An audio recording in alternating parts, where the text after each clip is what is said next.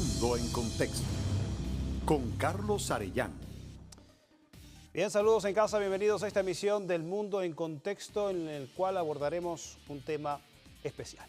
La Organización de las Naciones Unidas se alista para comenzar su 79º periodo de sesiones de la Asamblea General, el evento estelar de la ONU que siempre concita un gran interés y expectativa porque convoca durante una semana y en el mismo lugar a presidentes, jefes de gobierno, cancilleres que hablan por cada uno de sus países, pero que luego de la gran cobertura y el desfile de discursos termina con la misma sensación de desencanto porque se acaba siempre igual, con una declaración y sin mucho o nada de efectividad en la realidad.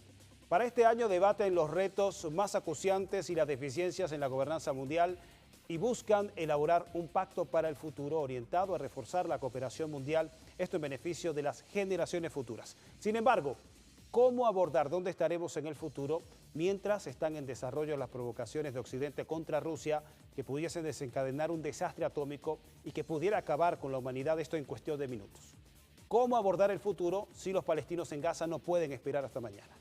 Esto solo por mencionar algunos de los varios y muchísimos conflictos en desarrollo que no han sido evitados o resueltos en la ONU.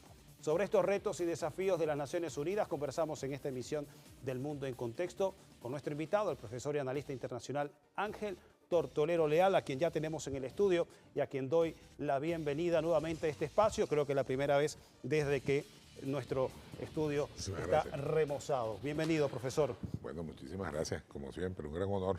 Profesor, bueno, para conversar un tema siempre presente en esta temporada, en esta parte del año, en septiembre, cuando se está en vísperas de un nuevo periodo de sesiones de la Asamblea General. Hay expectativas, hay mucha gran atención, se trata del evento estelar, el top de la diplomacia y de la Asamblea o de las Naciones Unidas, como lo decíamos al comienzo. Sin embargo, ¿cómo plantear justamente la perspectiva de futuro cuando el presente está comprometido con estos dos eventos que ya le describí al comienzo y en donde está en cuestión, en donde está debatiéndose la existencia de la propia humanidad?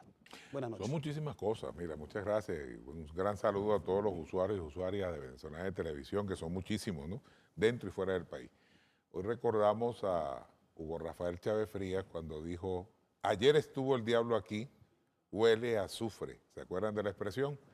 Y creo que con Chávez uno tiene una bitácora completa, una visión general y particularizada en las consecuencias, ¿no? La primera visión que tiene es lo inútil que es la Asamblea General, que debería ser pertinente y eficaz, democrática y equilibrada para tomar decisiones concretas, no de injerencismo en contra de alguna facción, visión o país, sino para orientar, reorientar los caminos que ha de transitar este mundo. Otra vez Chávez vuelve a surgir cuando dijo, después que dijo huele a azufre, dijo: hay que construir un mundo en paz y la paz solo se logra si logramos los equilibrios. Y de allí nuestro empeño desde Venezuela y los analistas en América Latina y en parte de Europa coincidimos en decir que el problema es el sistema, el problema es el orden internacional. ¿Y quién sostiene este orden internacional? Un orden internacional creado en 1945, que a cada año llama una Asamblea General, donde hay algunos países, y todos los conocemos, en ellos Estados Unidos, parte de los países europeos y el Reino Unido, que no acatan ni siquiera las propias decisiones que esa Asamblea toma. Temas como el clima, donde Estados Unidos nunca ha firmado ningún tratado en favor de contrarrestar los efectos del cambio climático, temas como las guerras que están sucediendo, los que son urgentes ahora, la guerra de la OTAN contra Rusia a través de Ucrania, guerras continuadas desde 1948 como la guerra contra la humanidad, es decir, la guerra contra Palestina, contra niños y mujeres. Con su expresión genocida en el último año. Una expresión genocida, fascista y sionista, y hay que ponerle eso de fascista, pero bien subrayado, porque es fascismo cuando alguien deshumaniza al contrario y lo toma peor que si fuera un animal para el sacrificio, y lo ataca de esa misma manera, atacando mujeres y niños y hombres desarmados. La respuesta de los pueblos ha sido pertinente y muy fuerte. Pero no nos quedemos solo en eso, que son los grandes escándalos. pero ¿qué pasa en el Cáucaso? ¿Y qué pasa en América Latina? Una América latino-caribeña que está en tentativa de golpe de Estado permanentemente en cada una de sus naciones, donde hay una ultraderecha cantonada al sur que ahora se expresa en Paraguay, Uruguay, Argentina, toma por asalto a Chile, el Chile heroico que luchó con Allende y que luchó contra Pinochet y que termina en las manos de un pinochetista de nueva generación. Entonces, bueno, esos temas son de la Asamblea General, la paz del mundo. Pero, profe, dicho así, entonces las perspectivas de la utilidad práctica de las Naciones Unidas queda prácticamente anulada y esta reunión sería como un evento decorativo, un grito al cielo que se va a desvanecer. Un foro político cuya eficacia es muy poca porque está mandatado por los triunfadores de la Segunda Guerra Mundial. Todos sabemos lo que pasa cuando va al Consejo de Seguridad, todos sabemos lo que pasa cuando va a alguno de los organismos, vamos a decir, de carácter práctico que deben asistir, que deben buscar la salida y que deben coadyuvar en el proceso de solución de los conflictos. Pero no todo es tan malo, también nos permite dar los gritos de alerta y quedan registrados para la historia. Tengamos de citar a Hugo Chávez, pues eso queda plasmado para la historia del siglo XXI por los años que nos quedan y tal vez para los siglos de los siglos. Decir huele a azufre, que ayer estuvo el diablo aquí, es reconocer que hay un problema grave con un hegemón que se ha tomado como tarea gobernar el planeta y que ahora se enfrenta a su propia creación. Hay un deep state, que es un estado profundo en el mundo, que es paralelo, mejor dicho, es mandante de los organismos multilaterales y que termina imponiéndose los Elon Musk, los Zuckerberg y esta gente de las nuevas redes. Pero eso es el imperialismo tecnológico que ha llamado el presidente de la República. Sí. Profe, el rol entonces de las Naciones Unidas, de la ONU, para la resolución de los conflictos, y lo pregunto hacia el rol que tiene este organismo, si al contrario de lo que estamos viendo en el mundo, no ha logrado impedir que estos comiencen y tampoco ha logrado que una vez comenzado poder terminarlos. ¿Qué características tiene este derecho internacional que no permite justamente lograr estos objetivos? Bueno, justamente el equilibrio de las naciones. El problema es que es una organización que está injustamente conformada, recibió en un momento histórico, pero en el actual momento, este actual momento histórico nos está hablando de grandes bloques de poder que van emergiendo en el planeta y que están comprometidos con la paz y con una agenda, vamos a decir, alternativa que cada día se convierte en la única agenda que tenemos, que se llama multipolaridad, interculturalidad, autodeterminación, que son temas que ni siquiera la Asamblea se atreve a tocar, sino simplemente como una lechada. Sin embargo, Venezuela, a través de nuestro canciller Iván Gil, ha suscrito un acuerdo en defensa de la Carta de las Naciones Unidas, que es el documento fundacional, donde hay un conjunto de tareas por llevar a la praxis, por hacer praxis real de ella, y en las cuales se comprometen todas las naciones. Ahí hay grupos interesantes, la NOAL, el Grupo de los Países No Alineados, que tiene una posición concreta. Permite este foro coadyuvar en la integración de pueblos. Estamos en un tiempo histórico muy importante donde la diplomacia ya no es un acto para invadir, para crear condiciones de preguerra o de guerra, porque esa es la solución que tiene el capitalismo en sus manos. Es decir, el imperio, los imperios occidentes solucionan sus crisis cíclicas a través de la guerra. Sin embargo, a veces se usa a la ONU o estos organismos para propiciar conflictos y guerras o al menos perpetuarlos desde esos organismos, ¿no? Para justificar. A Saddam Hussein le declararon una guerra con dos provocaciones. La primera, toma a Kuwait porque eso le pertenece a Irak, y después pues, le certificaron la guerra diciendo que tenía armas de destrucción masiva después no pudieron probar eso nunca. A Libia la devastaron completamente en algo así como que menos de 6 meses. Y con una decisión del Consejo de Seguridad. Una decisión del Consejo de Seguridad que permitió que se confabularan las naciones de Occidente en contra de Libia.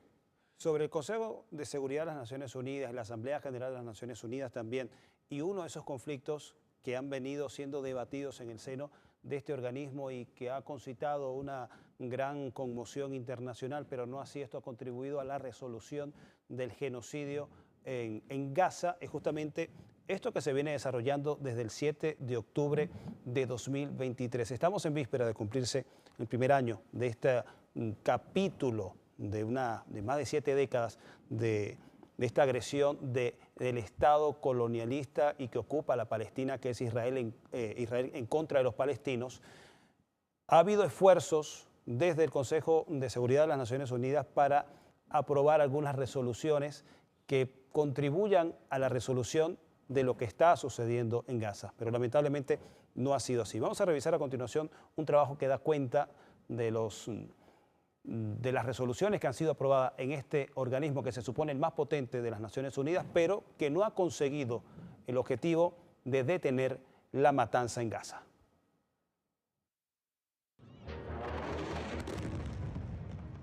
El genocidio israelí contra los palestinos en Gaza muestra las limitaciones de las instituciones internacionales para impedir la masacre.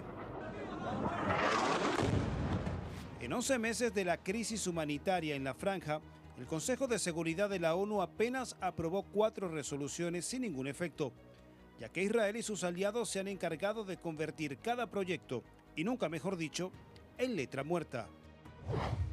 La primera resolución se aprobó en noviembre de 2023. El eje del documento contempla las llamadas pausas humanitarias para facilitar el acceso de ayuda humanitaria. Este Consejo acaba de aprobar una resolución que lamentablemente está alejada de la realidad sobre el terreno. Israel ordena al Consejo pedir la liberación inmediata e incondicional de los 239 rehenes. Sin embargo, lamentablemente esta resolución cae en oídos sordos cuando se trata de Hamás y otras organizaciones terroristas. La segunda resolución se aprobó en diciembre de 2023 con el objetivo de aumentar el flujo de ayuda humanitaria a la franja. Y el 25 de marzo se votó la tercera, que contempla un cese al fuego durante el mes sagrado del Ramadán. Este proyecto sobrevivió gracias a la abstención de Estados Unidos, una situación que generó un aparente conflicto con Israel. Estados Unidos lo que está haciendo junto con Israel es una especie de opereta, de obra de teatro orquestada. Ya lo habéis dicho, Israel no va a acudir en una delegación a Estados Unidos, pero Estados Unidos a la vez ha dicho que va a seguir suministrando armas y bombas a Israel para que prosiga, ¿no? Por tanto, veremos una resolución nuevamente desacatada. La cuarta resolución sobre Gaza se votó y aprobó el 10 de junio de 2024. Se trata de un proyecto elaborado por Estados Unidos que plantea las condiciones para un alto el fuego permanente e intercambio de prisioneros. Por la falta de claridad en el modo de lograr esos objetivos, Rusia se abstuvo. No quisimos rechazar la resolución simplemente porque entendemos cuenta con el apoyo del mundo árabe. Sin embargo, todas las preguntas que tenemos presentes y queremos una respuesta. Después de 4 resoluciones ineficaces de la que se supone la instancia más potente de la ONU, la situación plantea que la institucionalidad internacional es fatalmente limitada para detener el proyecto criminal de Israel de destruir a Palestina y los palestinos como supuesta condición para asegurar su propia tranquilidad. Bien, un repaso de lo que ha sido hasta ahora el desarrollo de los debates en el Consejo de Seguridad de las Naciones Unidas, en donde en vísperas de un año del genocidio en Gaza apenas ha logrado aprobar 4 resoluciones, cada una con sus matices que van orientadas a lograr un cese al fuego, pero que ha sido desatendida por Israel, que es la parte que está llevando adelante la ofensiva en contra del pueblo palestino. Estamos en entrevista especial con el profesor Ángel Tortolero Leal, con quien estamos revisando este y otros temas relativos a las Naciones Unidas, que se prepara para su 70º periodo de sesiones de la Asamblea General. Tocamos este tema porque también estamos abordando sobre las capacidades o limitaciones que tiene el derecho internacional para resolver los problemas del presente y con ello también plantea sobre la posibilidad que tendría para abordar los desafíos del futuro. ¿Qué cambios, profesor, habría que hacer, reformas en los organismos internacionales ya planteados como el caso de las Naciones Unidas, para poder dar un paso de calidad hacia adelante, de que estos organismos, Consejo de Seguridad de Naciones Unidas, toma una resolución, o la Asamblea General de las Naciones Unidas toma una resolución y esta pueda traducirse en la realidad que en el caso de Gaza pueda ya detener la matanza en esta parte del mundo? Bueno, en el caso de Gaza, que es muy penoso, pero también en el caso de los países sancionados, mal llamadas sanciones coercitivas y unilaterales, el caso de Cuba, que es horroroso, el caso contra la Federación Rusa ahora, ayer Unión Soviética, el caso de Venezuela, o sea, tú empiezas a sacar el caso de los países de Centroáfrica. O sea, ahí lo que prela en el mundo hoy, la sensatez, la única vía es un cambio de dos elementos. Uno, quitar el veto, el poder de veto que tienen algunas naciones. Estados Unidos, Reino Unido, Francia, Rusia y China. Eliminarlo porque es ineficaz y devolverle el poder a la Asamblea General, que sea la Asamblea General quien tome la decisión. Cuando habla de devolver, ¿significa que antes lo tuvo o se lo quitaron? En algún momento de la historia de la Asamblea General tuvo un peso específico para la toma de decisiones, pero dado el tiempo histórico, este momento histórico que estamos viviendo, estamos en el siglo XXI, un siglo que nos obliga a la preservación del medio ambiente, del hábitat en el mundo, a la búsqueda de solución al hambre que es mundial también. Hay que devolverle a la Asamblea General el poder, o sea, es el reconocimiento a todas las naciones como iguales. Lo dice la Carta Fundacional de la ONU. Todas las naciones tendrán igualdad de derechos e igualdad de oportunidades dentro del seno de la ONU. Todos se reconocerán con un voto ante la Asamblea General. Pero ¿cómo es esto que 193 países se reúnen y votan mayoritariamente en favor de la paz? 190, por decir no menos, 190 países de 193, sabemos que Estados Unidos, Israel y algunas de las Islas Marshall o algunos de estos países, o bueno, eso entre comillas lo de países independientes, pero 190 países toman una decisión y luego pasan al Consejo de Seguridad y allí basta que la santa palabra de uno de los 5 que tiene poder de veto, dígase los Estados Unidos de Norteamérica o algún miembro europeo, levante la mano y diga que está en contra y se acabó la resolución. Quedó como una resolución enunciativa, sin efectos reales en la solución del conflicto. El comandante Chávez, vuelvo a repetir a Chávez, Fidel Castro Ruz, que tiene un excelente discurso, el Che Guevara dio un gran discurso en la asamblea, en aquella asamblea. Yasser Arafat dijo, traigo la rama de olivo y traigo un fusil, convirtamos el fusil en arado y que el olivo tome su cauce. No, mira, ninguna voz que no esté alineada a los designios y a las intenciones y a los deseos y a los objetivos históricos de ese país predestinado por la providencia, que parece predestinado por la providencia a plagar el mundo de miseria, o sea, llámese los Estados Unidos y sus aliados, los imperios europeos o las naciones, los reinos europeos. Ya en decadencia, ¿no? En decadencia, son reinos decadentes. Ahora, se van a enfrentar por la vía de la práctica, y donde está la buena noticia, independientemente de la Asamblea General, vuelvo a repetirte, hay un poder real y concreto en el planeta, o sea, nadie Profesor, puede negarlo. También no tendría que las Naciones Unidas parecerse al mundo en la actualidad. Es decir, pareciera, se interpreta que el funcionamiento de las Naciones Unidas pasa por el control que tiene indefectiblemente Occidente del organismo y también de sus agencias. Y al mismo tiempo, porque estas Naciones Unidas no se parece a la realidad global en donde la minoría del mundo decide por encima de la mayoría.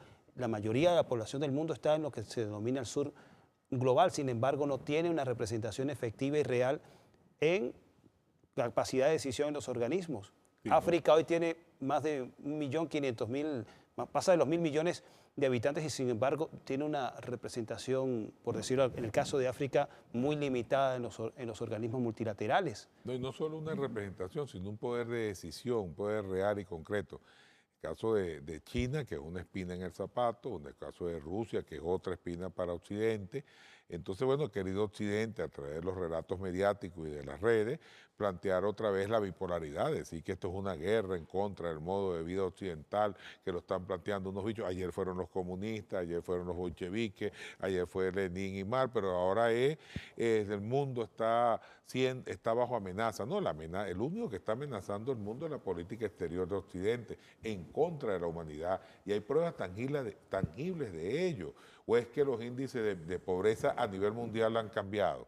Es que tenemos mejor clima ahora, tenemos mejor ambiente. No, es que resolvemos el problema, podemos resolver el problema del hambre, tampoco podemos resolver el problema del gasto de energía enorme que tenemos. Esos grandes temas solo los puede solucionar la conjunción de buena voluntad de todos los países, con independencia, con respeto a su autodeterminación. Los aportes podrían ser muchísimos. América Latino-Caribeña ha dado excelentes muestras de ello.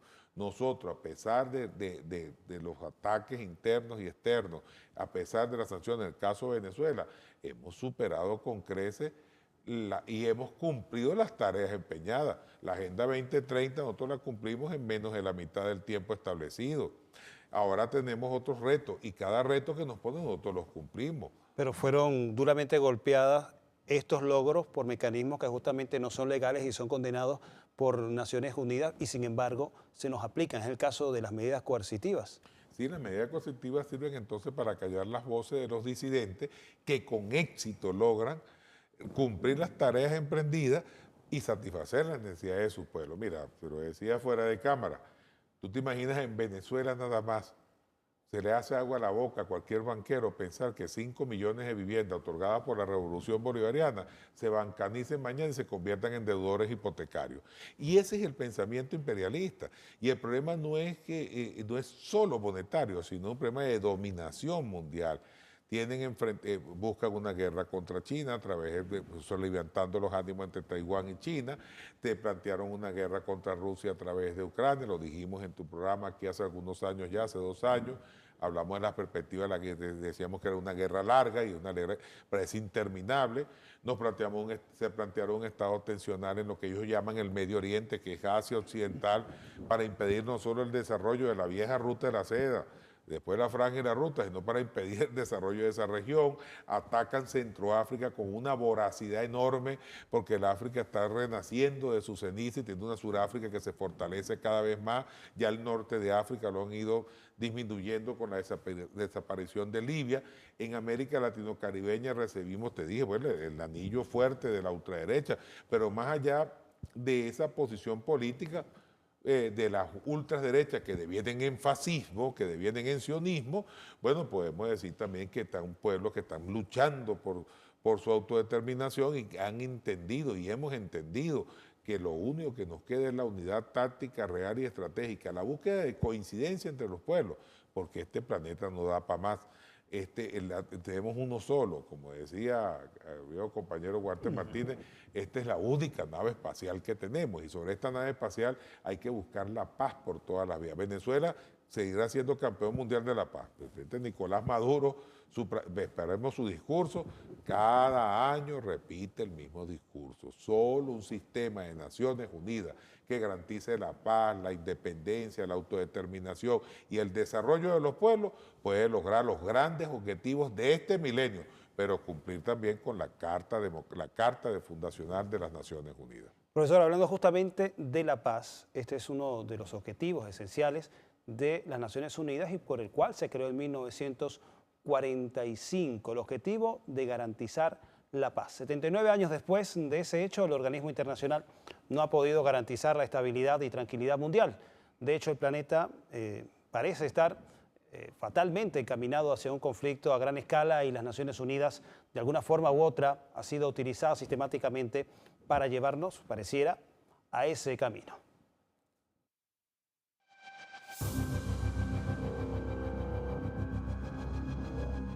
A 8 décadas de la fundación de las Naciones Unidas con la misión de garantizar la paz, el planeta está enfrentando graves problemas.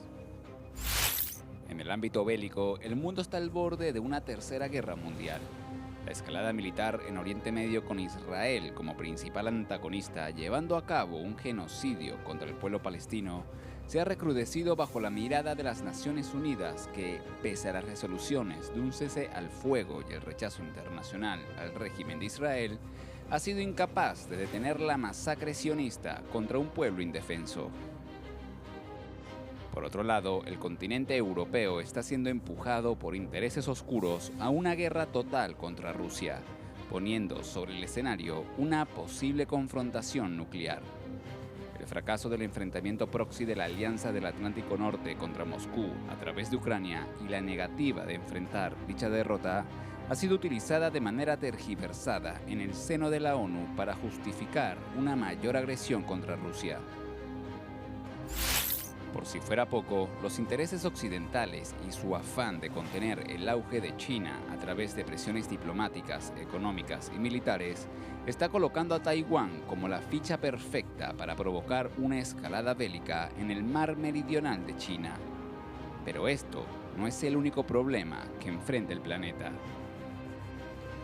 En África, los conflictos internos provocados y financiados por Occidente a través de grupos terroristas está haciendo que uno de los continentes más ricos en recursos naturales esté en una crisis humanitaria sin precedentes. Más de 22 millones de ciudadanos en el Cuerno de África experimentan una falta total de alimentos.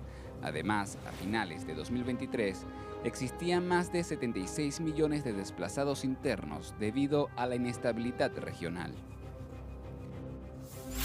Cerca de 1.100 millones de personas viven en una situación de pobreza multidimensional aguda en 110 países y alrededor de 2.300 millones de personas están en situación de inseguridad alimentaria moderada o grave. Mientras el 1% de la población del planeta es multimillonaria. Por otro lado, la crisis climática no ha hecho más que recrudecerse. Aproximadamente 2.000 millones de personas no tienen acceso a agua potable segura y la mitad de la población mundial sufre de escasez del recurso en algún momento del año debido a las sequías. Además, el 2024 fue el año caluroso jamás registrado con una temperatura de 0,69 grados Celsius más elevada que el promedio entre 1991 y 2020. Lo curioso de esto es que a pesar de la declarada emergencia climática, el financiamiento mundial para atacar este problema es apenas de 1.300 millones de dólares, lo que representa el 1% del PIB mundial. Una cifra ínfima cuando se compara con lo que los países occidentales han destinado para hacer la guerra. Más de 200.000 millones de dólares entre 2022 y 2024.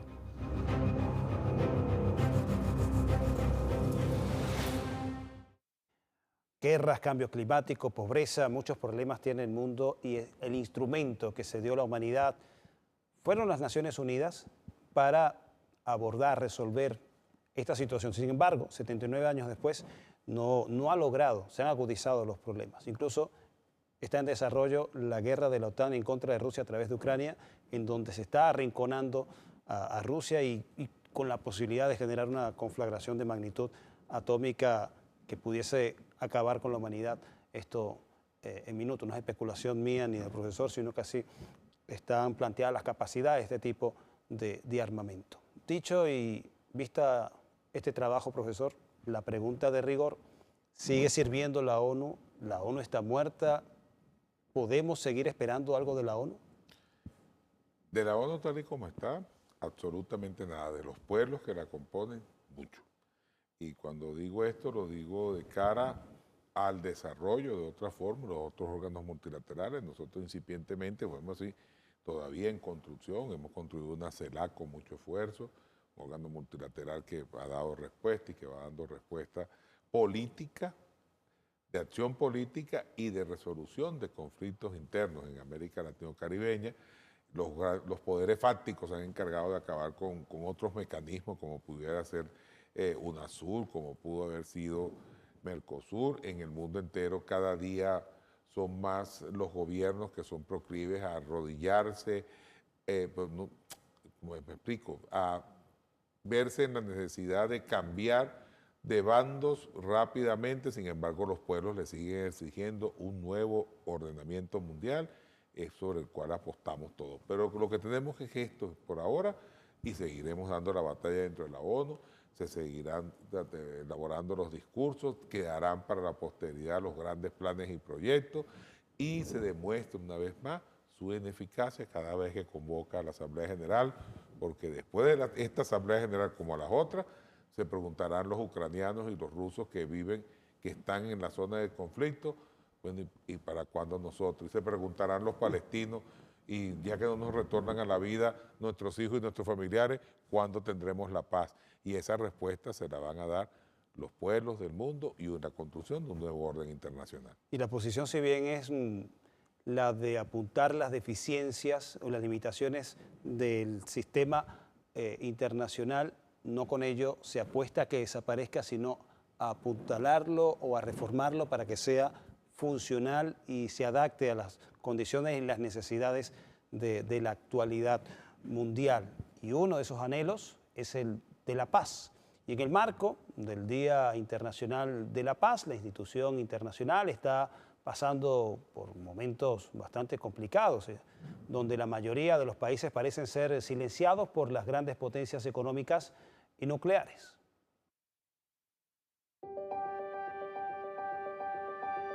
La Organización de Naciones Unidas fue establecida el 24 de octubre de 1945 por 51 estados fundadores.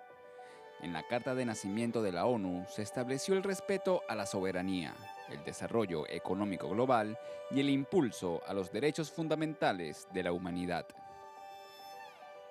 La ONU tiene 3 grandes espacios de debate. El máximo órgano es el Consejo de Seguridad de la ONU, con 5 miembros permanentes que tienen derecho a veto: Estados Unidos, Rusia, China, Reino Unido y Francia. Estos países representan las 5 grandes potencias nucleares y económicas que suman a la mesa otros miembros no permanentes. El segundo órgano en importancia es el Consejo de Derechos Humanos, con sede en Ginebra, Suiza, donde los miembros debaten y deciden sobre la protección a derechos fundamentales. Y el tercero es la Asamblea General, con sede en Nueva York, Estados Unidos, donde los representantes permanentes de las 193 naciones discuten sobre las soluciones a los conflictos mundiales. Más de 8 décadas después, el organismo universal tiene conformado 2 grandes bloques. Por un lado, las potencias que desean imponer su ley al resto del mundo, y en otro polo, la mayoría de naciones del sur global que desean reformas democráticas en el seno de la institución que fortalezcan el multilateralismo.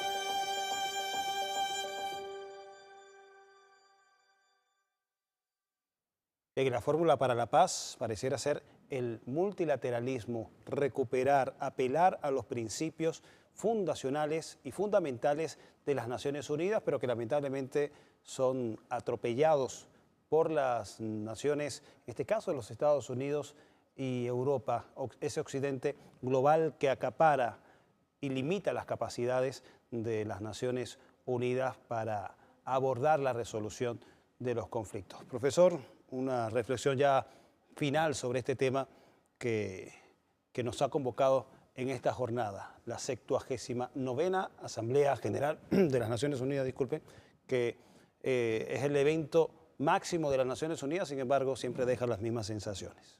Debería tener un título gigantesco que dijera: salvemos al planeta, salvemos a la humanidad.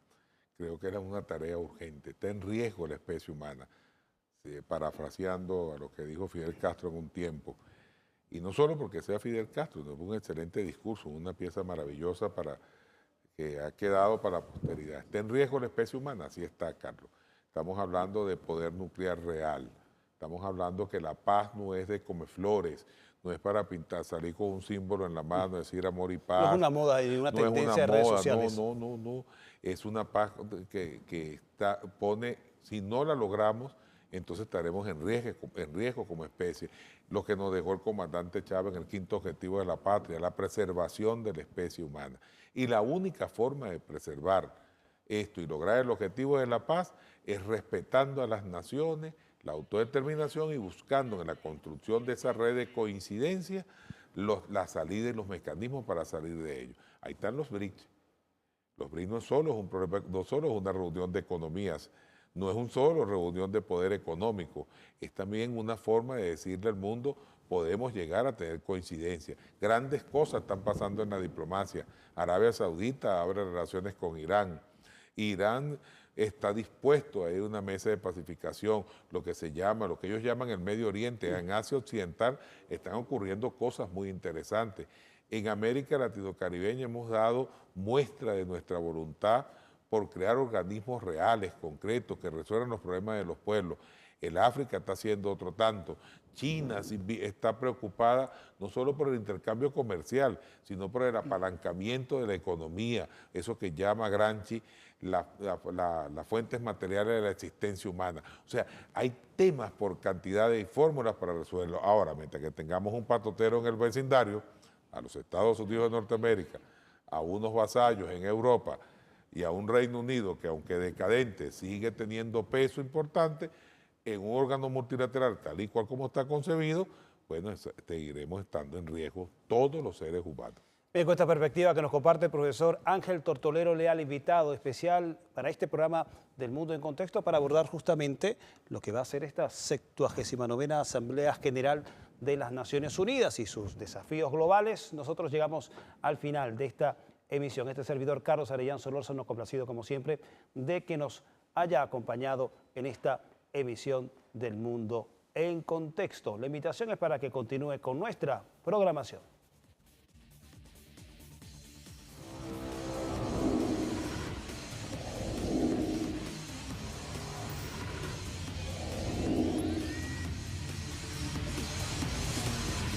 El Mundo en Contexto.